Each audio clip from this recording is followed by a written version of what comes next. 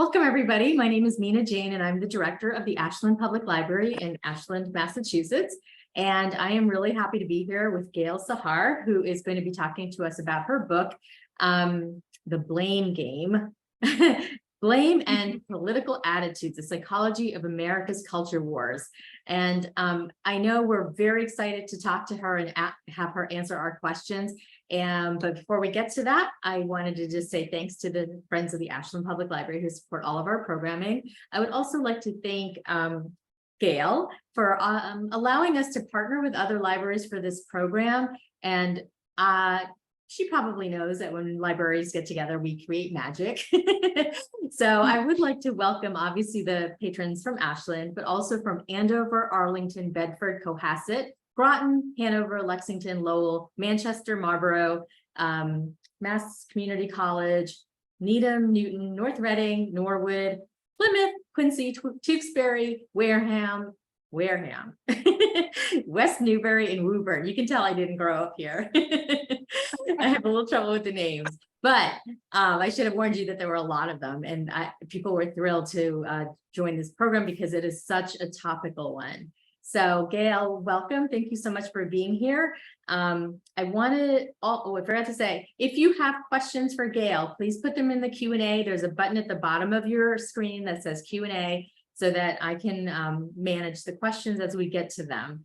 And so again, Gail Sahar is a professor at Wheaton College, and she wrote this book called Blame and the Political Attitudes. She knows so much about the psychology of why we have these differences. And I think that that's what we're going to be spending the majority of our time on tonight. Gail, please tell us more about yourself and about your book.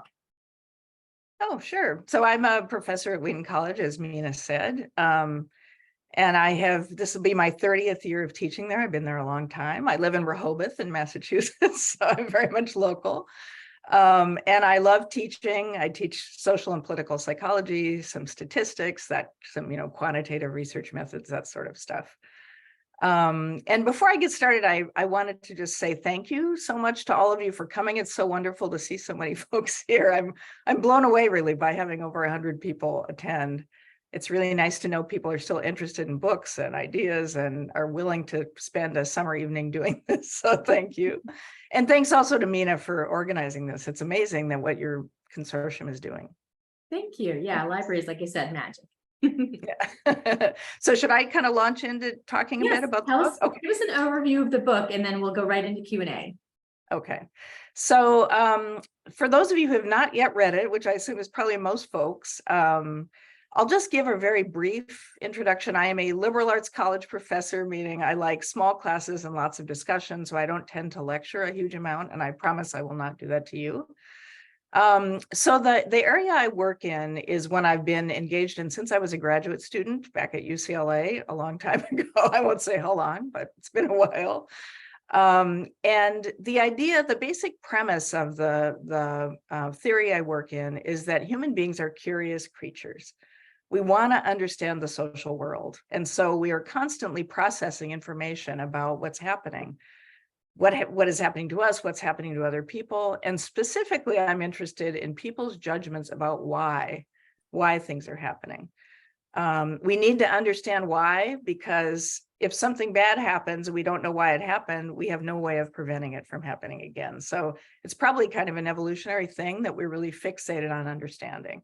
So why didn't I get that promotion at work, right? Or why, when I've done everything right, have I gotten cancer? Or you name it, for big things that are very big and things that are relatively trivial. We think a lot about why. And so the work that's been done in this area suggests that not only do we come up with causes, but when we identify causes for events, they have a big effect on us. They affect our emotions, they affect our behaviors. And so that's been sort of my focus in doing this work for all these many years. Most of this work has nothing to do with politics. Most of it is about how we perceive causes in our personal lives and in our social lives. So let me just give you a quick example.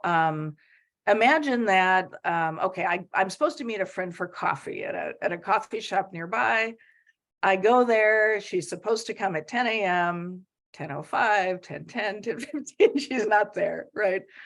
So what do I think to myself, right? Chances are I don't just think, oh, well, she couldn't make it, right? Mhm. I probably want to understand why she stood me up, right? Did she get a flat tire on the way to the cafe?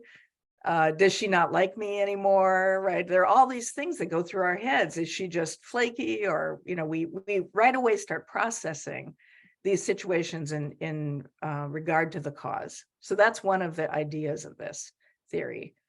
Why is that important? Well, as you can imagine, I'm going to respond really differently if I determine that the cause is a flat tire versus she just blew it off because she didn't feel like coming, right?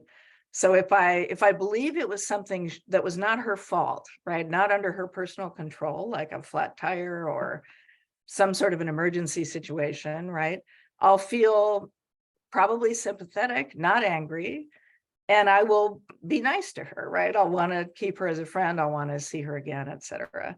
If, on the other hand, I decide that the cause is something that is under her control, that she could have done otherwise, like she just got up and didn't feel like coming, probably I'm going to feel really differently. I probably won't feel so sympathetic. I might feel a little bit angry. And depending on the sort of person I am with friends, I might even say, well, that's that, right? I'm not interested in being friends with this person. So whether that example works for you, I'm sure you can think of a million others like this, right? In social interactions, we frequently are trying to understand what caused different kinds of events. So why is this related to politics? Well, my contribution to the field has really been to apply this theory to our perceptions of social problems. So it's very, very similar, right? If you think about a social issue, and I'll stick with one that works really easily for most people, poverty. So let's think about poverty. Human beings know it's a problem, and we probably have opinions about what causes poverty. And I've done studies of this for a long time about how people perceive the causes of poverty, right? Some of us perceive it as the fault of the poor themselves. So it's under their personal control. They're responsible for it. We blame them in that case. So it might be something like laziness. Some people just don't want to work, right? That would be something under the control of the poor person. Therefore, instead of feeling sympathy, I might feel a little bit angry or annoyed, depending on how much I care about politics. And I'm certainly not going to support helping that person. I won't be in favor of welfare. If, on the other hand, I think poverty is largely caused by factors outside of the control of the poor person, such as society doesn't provide enough jobs, there's discrimination, lack of education, you name it, there are all kinds of societal factors, then I will instead feel rather sympathetic toward the poor person. I don't blame them. And I might even support government aid to the poor. So that was the first study I did. This was back when I was a graduate student. And it came out it was very interesting. There are differences between conservatives and liberals, but in truth, nobody is thrilled with helping someone they think is responsible for a problem. So we're not as different in that regard as you might think, right? So that when pundits talk about ideology all the time, and whether you're liberal or conservative, a Biden supporter, a Trump supporter, you name it, they kind of ignore the way we think about issues. They don't actually delve into, well, what's behind this opposition to welfare or this support of welfare, right? And they don't sort of acknowledge the fact that people do think, right? People think about politics. So that's one of the things that I talk a lot about. The theory has now been applied in many other realms. So I did studies of how that relates to attitudes toward abortion, toward terrorism, and other researchers have covered many other issues, such as same-sex marriage, racial inequality, all sorts of different things. So the book is organized sort of with each chapter around a different social issue, just to give you a kind of sense of what I do in the book. So just a couple of other quick things before I open it up to questions. I promised I wouldn't talk too long. Culture is related to this, so that some cultures are a lot less blaming. They're a lot less likely to see the individual as personally responsible. The US happens to be a pretty blaming culture. This, I'm guessing, doesn't surprise you. We're very individualistic. We believe every person should pull themselves up by their own bootstraps, et cetera. Some cultures are much more collectivist and see that differently, right? That cause is very complicated. There are many people involved, et cetera. And as I kind of alluded to, it's related to ideology. So you probably are not surprised to hear that people who lean to the right tend to see the individual as a little more personally responsible than those who lean to the left. So there definitely are differences based on ideology. But I'm going to argue they're not as big as you might imagine. And the reason I see it as so important to talk about causes is that people's perceptions of causes can be influenced. We can't change, we're really unlikely to change a liberal into a conservative or a conservative into a liberal, right? Those things are pretty entrenched. But there have been studies that show that when people get information about the real causes of problems, it actually does shift their attitude, right? So if I begin to see, oh, wow, some people really aren't at fault for being poor, I might be more open to government assistance, right? That sort of thing. So that's why I think this work is really important. I think it's important for us to be aware that I think the culture war is a bit exaggerated, and that there's room for common ground, that everybody thinks about causality. And though we might come to slightly different conclusions, there is some underlying basis that is really similar across the political spectrum. So I wanted to write this book in part because I was just seeing so many things going on, and the culture war I know was mentioned in the little blurb for my talk, and I'm happy to talk more about that. But a lot of those culture war issues to me are based on perceptions of cause. So I just felt like it was an important thing to talk about right now. Definitely. And I think that's why a lot of us are here. I want to remind people to put their questions in the Q&A, and I will be moderating them with Gail. And also, I forgot to say that you can buy Gail's book From Aesop's Fable signed. I put a link in the chat for that. So Gail, I'm going to start off with one of the things that you had talked about in the book was the connection between emotion and blame, and then the political divide. Can you talk about that a little bit more? Yeah, the way the sort of model works is that the emotion is coming from the cognition. That's kind of what so you think about an event, like we don't even have to do something political if we do the coffee shop example. I know it's not an exciting example, but it works pretty easily. That my emotions toward that person are going to depend in part on what I think caused her behavior, right? So I don't necessarily see political ideology as really directly related to emotion. I really see political ideology as directing the way we think about things. And then the way we think about things kind of influences our emotion, right? So if I think about, let's take a different example from poverty. Let's say abortion, for example. If I think unwanted pregnancy is completely preventable by the pregnant woman, probably not going to feel a lot of sympathy, right? So that, again, the emotion is coming from that conclusion you're drawing about why this person had an unwanted pregnancy. And then that emotion influences how then we feel about helping the person and whether or not we think abortion should be allowed. Does that answer the question? Yes, because I want to dig into that a little bit, because the abortion issue, of course, is so nuanced and complex. But what about when somebody is faced with the reality, like of that 10-year-old girl who was raped and got pregnant and had to cross lines to what keeps somebody thinking the same way when there is an obvious disconnect there? Yeah. Well, I mean, I think for politicians, it's that people don't like being inconsistent. We don't ever like saying, oh, whoops, there's an exception to the way I feel about this. I think people like to say, no, bottom line is it's wrong, et cetera. Wow. The truth is, though, that most citizens don't feel that way. Most Republicans think abortion should be allowed in certain circumstances. So it's one of the ways where I really see the culture war thing being exaggerated, that we do think of people who would take an absolute stance, but those are very few. It's only like maybe 10% of the population who thinks abortion should never be allowed. So for those 10%, you're right. They may say, even in that case, even an 11-year-old girl who was raped, I still think it's wrong, and it's wrong no matter what, right? But most people don't have that view. Most people have this more kind of nuanced view. And I think politicians are in an awkward position on both sides of the aisle, right? Because they want to say, this is either right or it's wrong. They don't want to really go into the nuance of it. So I think that's an issue where I think politicians are way out of step with where most Americans are. Mhm. Do you think You it's, can, oh, sorry, go ahead. do you think it's just the politicians, or do you think it's media as well? Absolutely media. I mean, I think their motivations are slightly different. I think they love getting an audience. They like getting people fired up.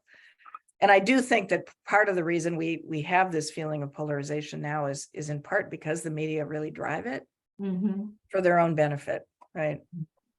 So part of the conversation today really is about how do we talk to people at the dinner table, people that we have been isolated from because of these, broad topics. And Taylor says, are there strategies to better understand and take control of our perceptions of causes so it doesn't drive so much of our decision making? Can you say again, is there a way to take control of our? So take control of our perception of causes so it doesn't drive so much of our decision making. How can we be more realistic about what's actually happening? Oh, I see what you mean. Yeah. I think it's really a matter of trying to go back to what we probably hopefully learned when we were young, which is the idea of critical thinking, the idea that we don't just, it's human nature to jump to conclusions. So that is not unique, in my opinion, to either side of the political aisle. I think people are very quick. We know how this is, right? If you like someone, you kind of assume the best and they're not to blame. It wasn't their fault. And if we dislike someone, we're very quick, I think, to perceive causality in a way that fits with them being a bad person. So one of the messages of this work to me is to try really to slow down and say, wait, why am I assuming, right, that this person feels this way? Why do I assume that it was their fault or they were to blame? And that's not easy. It's really changing a lifelong habit. We'd much rather make decisions quickly and not ruminate about them too much. But it turns out that if we can pull back and say, what evidence do I have? Right? What evidence do I have that this young girl was irresponsible? Or what evidence do I have that this person could have done otherwise? Mhm. I think that can go a long way. And I see some hope in my students when I talk about this in class. I've had students kind of say, oh my gosh, I see myself doing this. I've become sort of aware of it. And I think just awareness alone can help for us to kind of pull back from those quick judgments and try to get more information. Mhm. Right. So earlier we were talking before people came in about, there's a chapter in your book about Trump, but the fact is that it's not just Trump. It's about why do people do things that are not in their own self-interest, and where do you, in terms of the psychology, from your perspective, like where does that come from? Again, both sides, we're all like doing things that are maybe not in our best interest. Mm-hmm. I think some percentage of it is not following politics closely enough. Mhm. Americans are not necessarily always the most politically educated people in the world. And I think that may be changing a bit. People they're more engaged right now in politics, but there were some studies many years ago that suggested a lot of people, for example, couldn't tell you which positions a particular party would take on an issue. I Mhm. feel like that's less now than it was then, but there is a little bit of a history that, so sometimes we may vote against our self-interest because we aren't quite sure what that politician would do. But there's a lot of evidence that we also are attracted by the sort of values that a politician might promote, and we may not follow it to the logical conclusion in terms of the outcome. The last thing is that there's some really interesting studies showing that even when let's say that I am a person who is really struggling financially, and you might say, well, why would you vote for someone like Donald Trump? Because he seems to be more concerned about lowering taxes on the rich, et cetera. So this is just a random example that I picked. What strangely enough happens is that many people who are not doing well in the system blame themselves and think it's not a problem with the system, right? So that instead of holding the president responsible for your situation, you kind of think, oh, well, I probably just deserve this. They've done lots of extensive interviews with a lot of people who, some of these are very old, back from the 40s and 50s, and they were finding that oftentimes people blame themselves for their lower position in society rather than saying, well, it's this politician's fault, and therefore I'm going to vote for someone who takes a different approach, right? Mhm. So I think it's complicated, but those are some of the things that I've run into. That's really interesting because if you blame yourself for not having enough money or whatever, then you certainly wouldn't give grace to somebody else who doesn't, right? Yeah. Okay, so another thing that we sort of talked about a little bit before we started was somebody asked, what does woke mean and how is it used? And we started talking a little bit about Florida in terms of how that it feels like for me, like it really came out of that area. Yeah. Yeah, that's certainly the hot seat of it right now. I don't know where it actually started, but yeah, so for me, the idea of it is that, it's clearly a slur against the left. And the idea, I think, is that everyone is so sensitive, you can't say anything anymore. We've abandoned old-fashioned values, and unless you think everything is about race and gender and sexuality, then you're not a good enough person, et cetera. So I think that it's become this sort of stereotyped view. I mean, I don't really know anyone who fits the profile that this sort of wokeness thing is aimed at. And often it is aimed at young people. And given that I teach 18 to 22-year-olds, I can tell you, yeah, they're a little more sensitive about a lot of issues than people had been when I was in college, for example. But they're not insanely so. There isn't this kind of knee-jerk, I think among most students, there isn't that sort of knee-jerk reaction. So I really think it's a political tool used by a lot of politicians to try to sort of make fun of people who are trying to change the rules in society. And I mentioned this to you, Mina, when we were talking before. I just read yesterday or the day before of a new survey that just came out in which they found that most Republicans are not really very interested in wokeness, that this anti-woke agenda is not actually, I mean, you might have the feeling that, oh my gosh, the country is totally divided on these things. And most Republicans are not that worried about same-sex marriage, or whether slavery is taught in schools, or whether, a trans girl can use the boys' room in an elementary school. Most of them are worried about the economy and maybe immigration, military issues.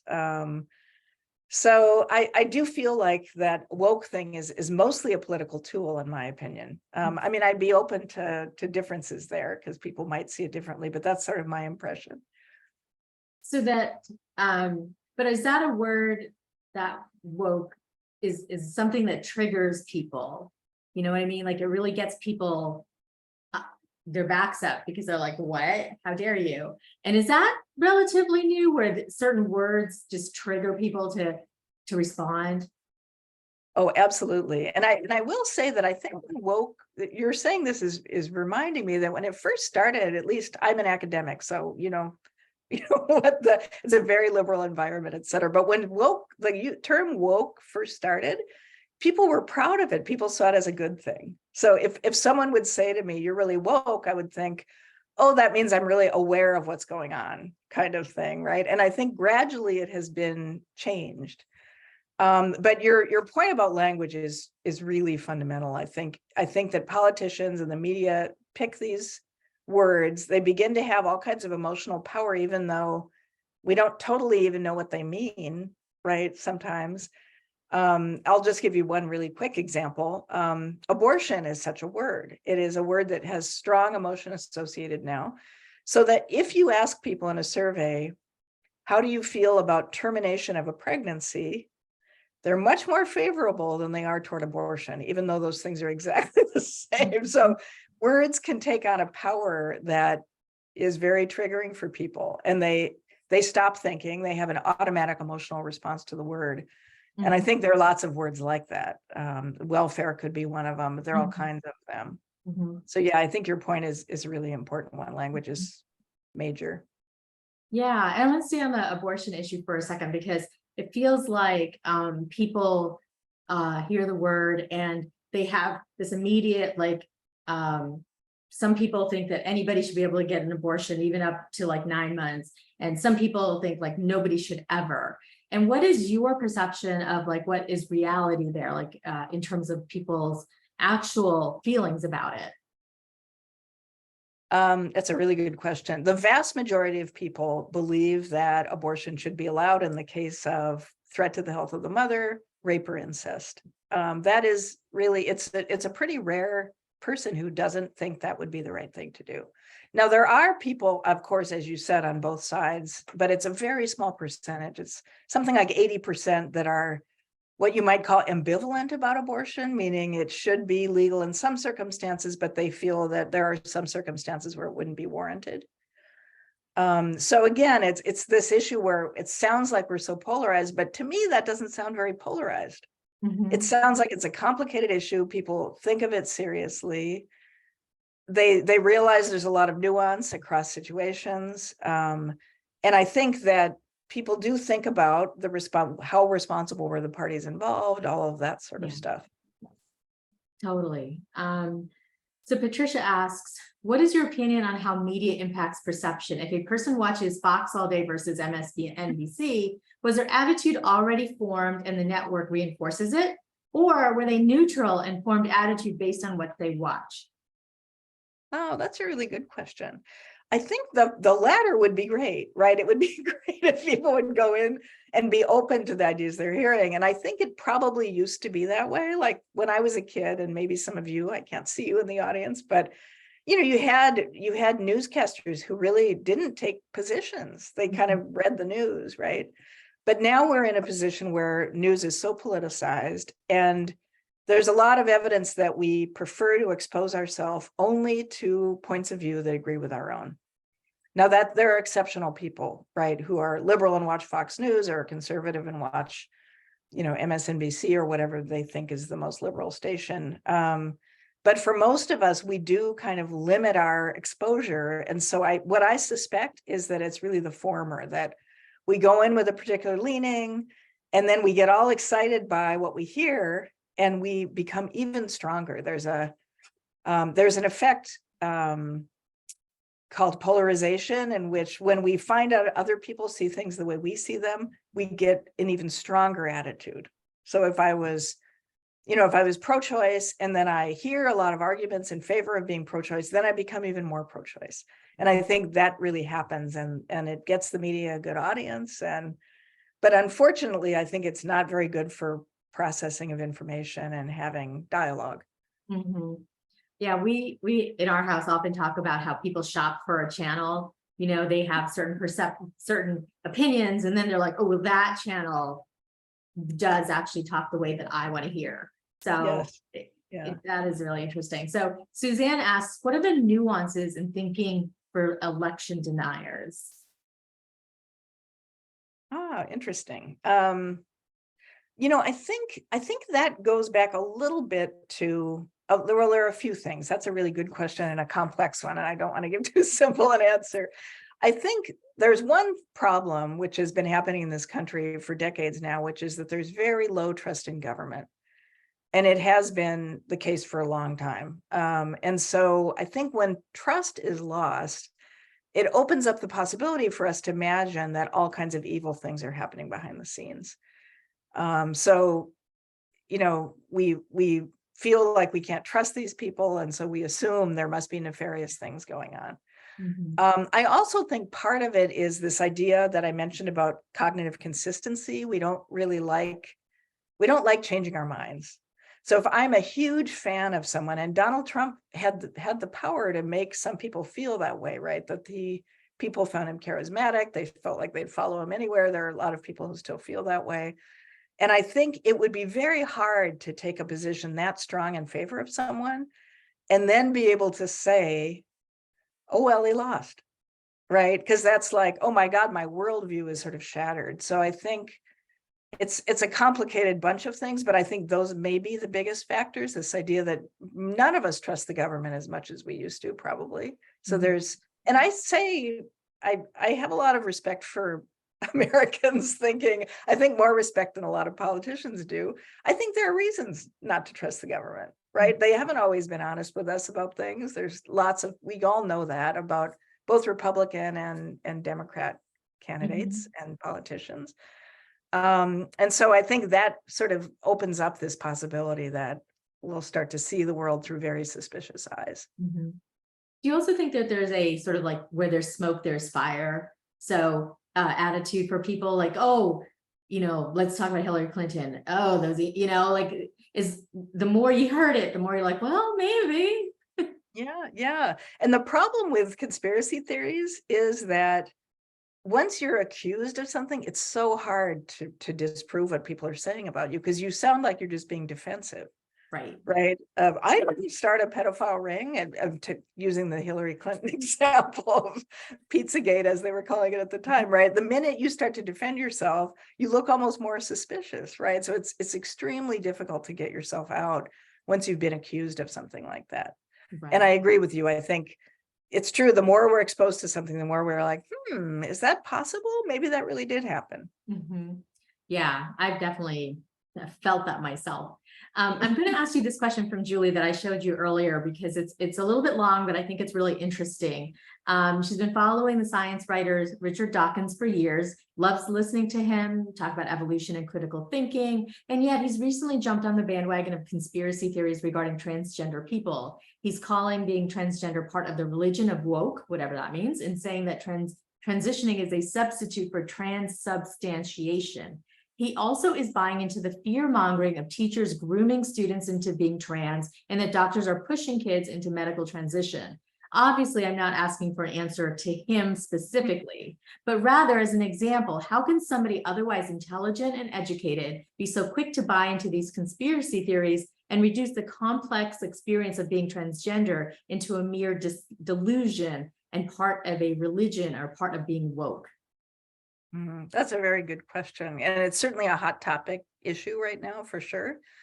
And I've read Dawkins, but it's been years, but he's a really good example. And I think what I would say about him is, first of all, he came from a particular generation. And I think transgender issues are definitely influenced by that. I mean, I see my own students in class and they are much more comfortable with fluid gender identities than people of Dawkins' age, let's just say. Right. And I see it not only really transgender, but just even playing with what it is to be masculine or feminine. So more and more young men come to class wearing pink nail polish. And right. It's just things are just different. And I think there are people, even smart people, who are sort of disturbed by these sort of changing norms on something they saw as so fixed and immobile. And they don't want to sort of go back and re-envision the way gender is. But I think for Dawkins, if I remember right about him, he's a big evolutionary psychology person. So I think he is somebody who really believes that human behavior is largely biologically determined. So he thinks, those people even think that a lot of our social behaviors are biologically determined. And I will tell you that being anti-transgender would not be the first thing that is a little offensive about that approach, because there are other things. I won't go into great detail because it's sort of off the topic, but I think a person like that would have to revise their theory, right? They would have to say, oh, well, maybe I was wrong about this. Maybe there's more to social construction of gender, et cetera, than I was willing to acknowledge.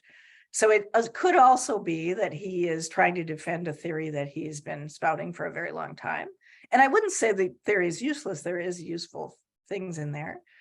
And I don't know him, but it's also possible that he's transphobic, that he is just finds this unsettling. There are people who feel that way. And so he's sort of expressing it in a way that sounds very academic. But I don't know, maybe he has more justification, but it doesn't sound, I mean, that sounds like a pretty political statement rather than one based on empirical data. So I can only imagine it's coming from somewhere else. I hope that is a helpful answer. Yeah, I mean, I think that, again, it's very complex, so it's hard to get into in a few minutes. But the part of the question that I was really interested in was the fact that education doesn't seem to matter as much when it comes to conspiracy theories, perceptions, indoctrination, anything like that. What do you think? Yeah, I mean, a little, I mean, I think it might matter some. I'm trying to remember if I've seen studies. It's possible that people are more vulnerable when they're less knowledgeable. I would think that's probably true. But you're absolutely right. I mean, you can find people from all different backgrounds who espouse these. And I'm thinking of Kennedy, who wants to run for president, who believes in the coronavirus sort of conspiracy. And he's more of a lefty character and highly educated. And you're absolutely right. I think education can be different things. I'm very flexible about that. I don't believe in being an academic snob. I don't think you have to have a PhD or even a BA to think about politics in a smart way. I think a lot of it is how much do you read, how much are you engaged, et cetera.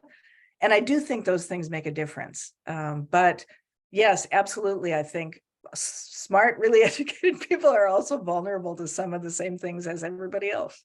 Yeah, I mean, it just makes sense because we're all humans too. Yeah, we all have biases. I try to remind myself of that on a regular basis because we don't see our own biases, right? Right. It's hard to convince us that our biases aren't true. Right, that they're not justified or yeah. So Jerry, hi Jerry, I used to work with, what are the factors that result in a culture being more blaming and the factors that result in a culture that has a broader view of causes? My reading of this and some of my work too suggests one of the things has to do with something I mentioned earlier, which is this idea of individualism versus collectivism.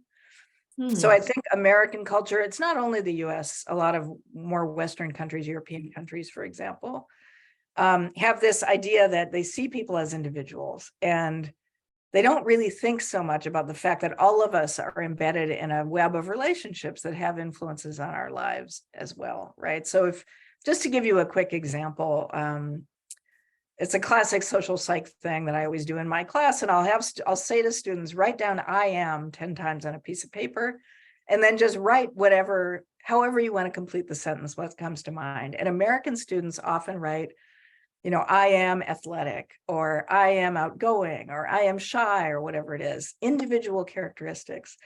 And if you ask people from particularly Asian cultures or Latin American cultures or the Middle East, are much more likely to say, I am a daughter, or I am a college student, or looking at their group membership as sort of fundamental. And so I think that simple thing has a big effect on how we place blame. Because if you see everybody as an island, well, that happened to him, it must be his fault, right? We see things as very controllable by the individual. We never think about, well, what were the circumstances? What were other people doing? That kind of thing. So at least the research suggests that's one of the very big things. I imagine there would be other ways. I think some cultures have a little more empathy. I would say, like, even Northern European countries are relatively individualistic, but they seem to have a little more, they're a little less competitive. I guess that's part of it. I think when you grow up in a culture that's extremely competitive, it may be natural that you kind of hold other people more responsible. So those are my thoughts. There probably are other things too. I'm sure. So Kathy says, what happens when your evidence is from the media? People are not challenging the validity of their sources. And this comes back to, for me, the question of that Supreme Court decision or whatever decision it was to not hold media responsible for like telling actual news. What was that? Yeah, it's a real problem, I think. Because people, even you see, that's become sort of a Facebook joke, at least on my Facebook page, this idea that when people say I did research on it, they mean they watched a TV program or they read social media. And we don't ever parse things that have evidence from those that are just somebody's opinion.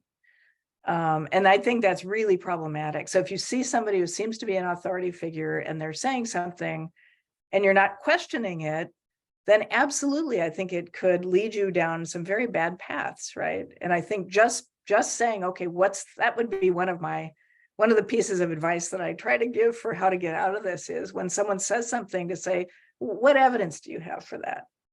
Right?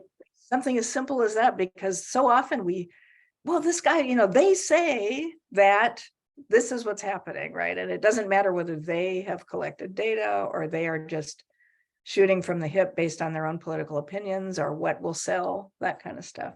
So absolutely, I think it's a really big problem. So Vico asks a question about the media as well, that more and more people are avoiding the news because they're not really talking about, critical issues like mass murders and domestic violence, that the media deflects attention away from more important issues. But they also seem to focus on one thing for a while and then it just disappears. So what are your thoughts on how that affects us? Yeah, that's a really interesting question. I have to think about that for a second. I do think there is a sort of out of sight, out of mind thing that happens. So you get very obsessed with a particular problem, and then the next day the media comes up with something else and it's old news, right? And it works that way not only in cable news, but even newspapers. I have some experience because I write an op-ed here and there, and I know that if an issue was last week, they don't want to even hear about it. It's like, tell us about what's happening yesterday, as though these major issues have somehow, just disappeared. So I do think that is really problematic, this idea that it's sort of out of sight, out of mind.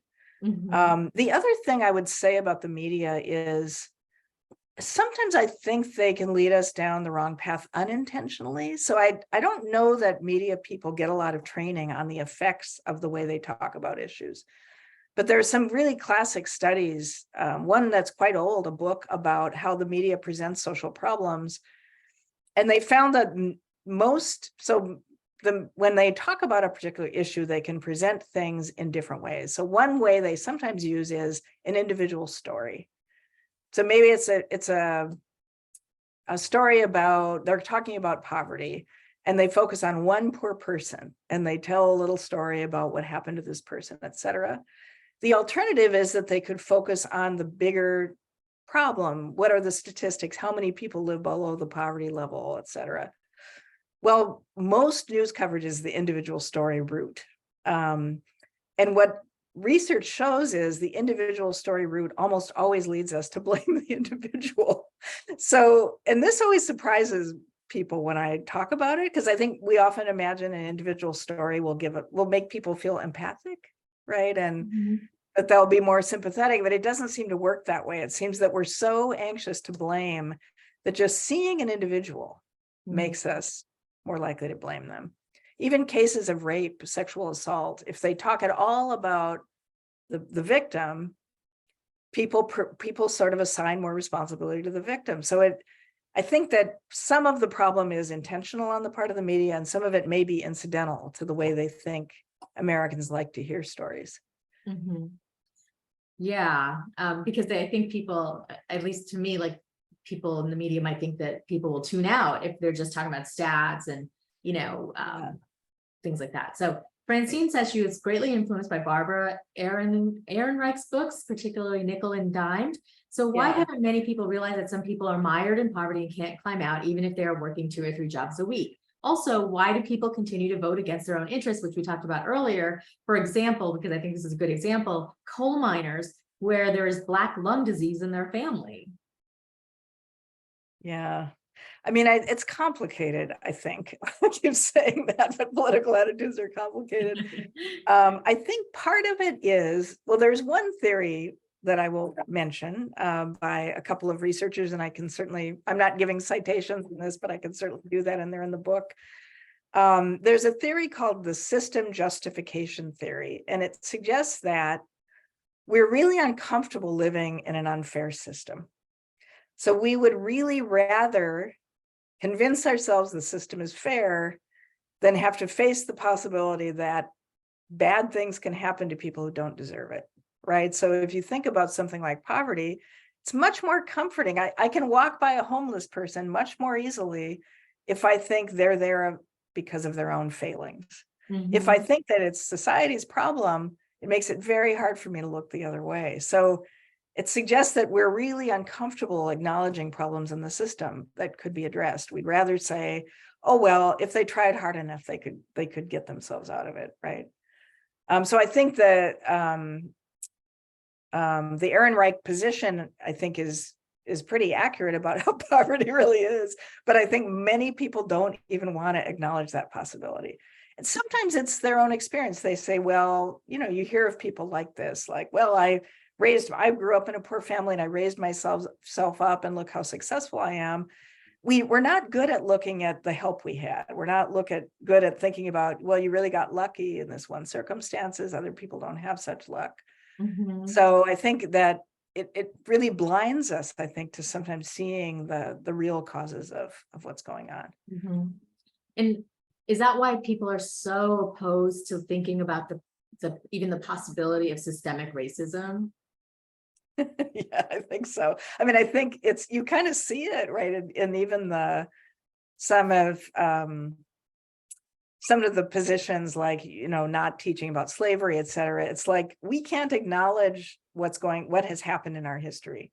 It's too painful. It makes us look bad, right? So I absolutely agree with you. I think it's sort of easier for people to think, oh, well, it wasn't that bad, and maybe they got something out of it, et cetera, rather than acknowledging, wow, this was a terrible chapter in our history, and we really need to do something about it. It's fascinating to me because if you look at Nazi Germany, for example, horrible, horrible thing. But Germany has really, I think, kind of owned up to it for the most part. Not everybody, but most people have. And I think it's a really different approach. It's not, okay, we have to make amends for what happened. Rather, it's, well, it was complicated. Everybody was doing it. It's not that bad, kind of thing. So I agree with you. I think it's partly sheltering ourselves from having to acknowledge that. Mhm.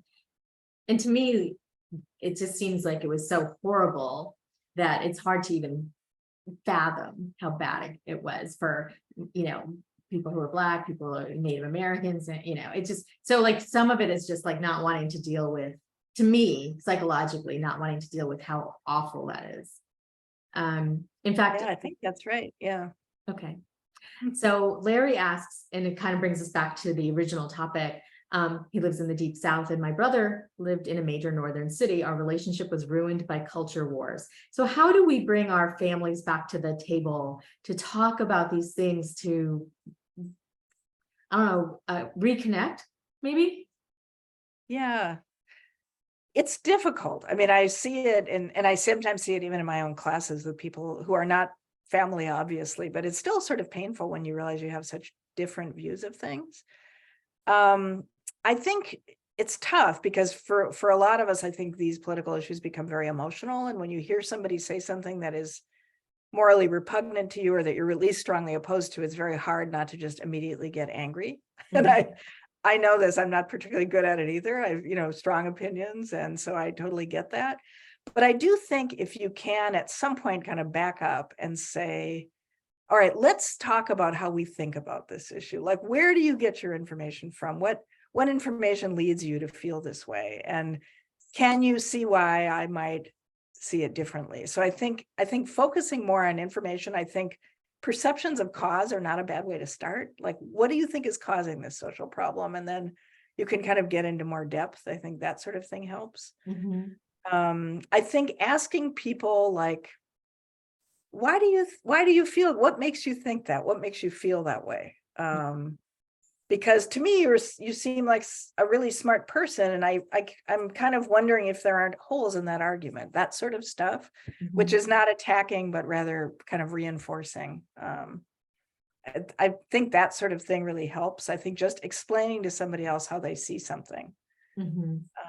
I had an experience last semester. I was teaching a political psychology course with some students who were on opposite ends of the spectrum.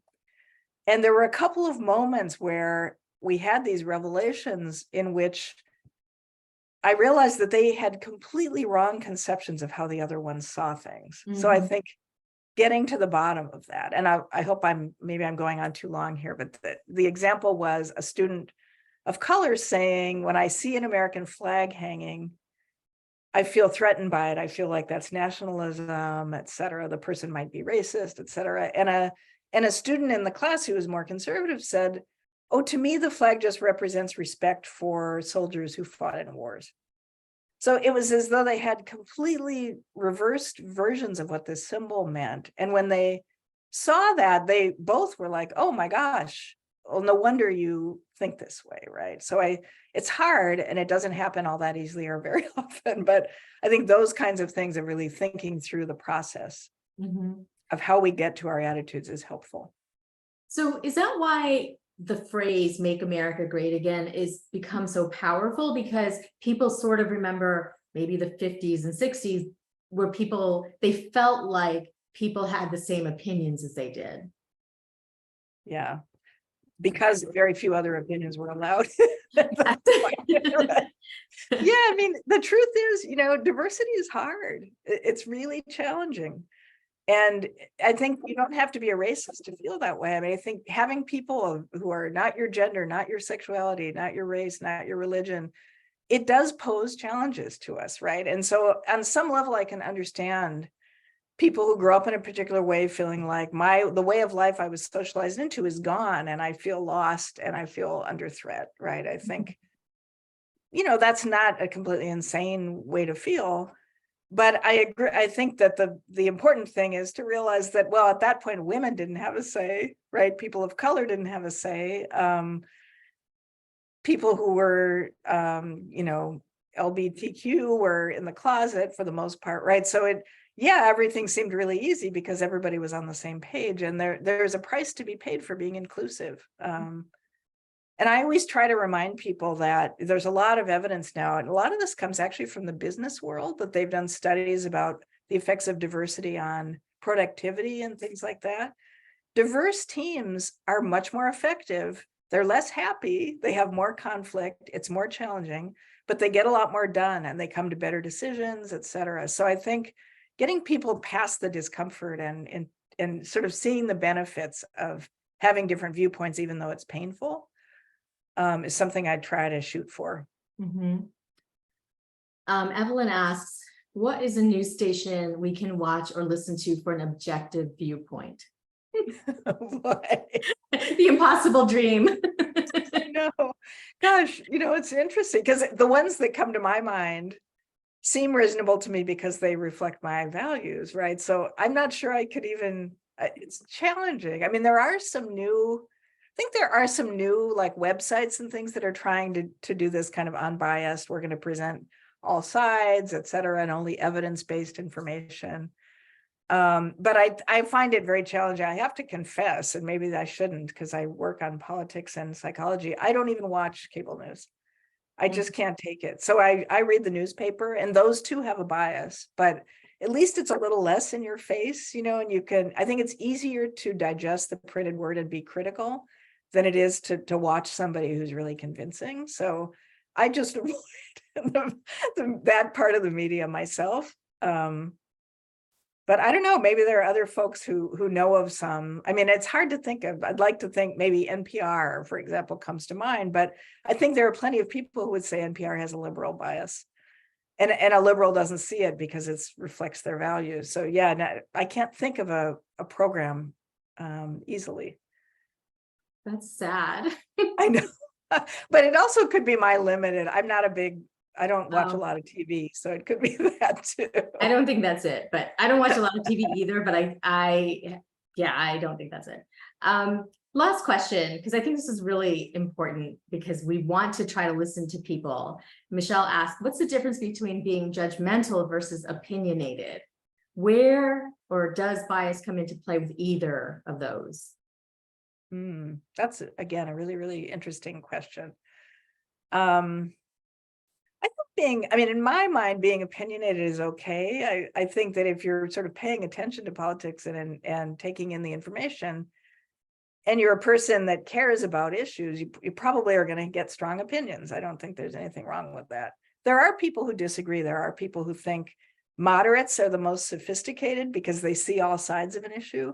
But there are other people who say, well, no, because it actually takes a lot of information to support an extreme position, right? So there is debate in political psychology about that. But where was I going with that? Oh, this is terrible. Can you tell me the last part of the question again?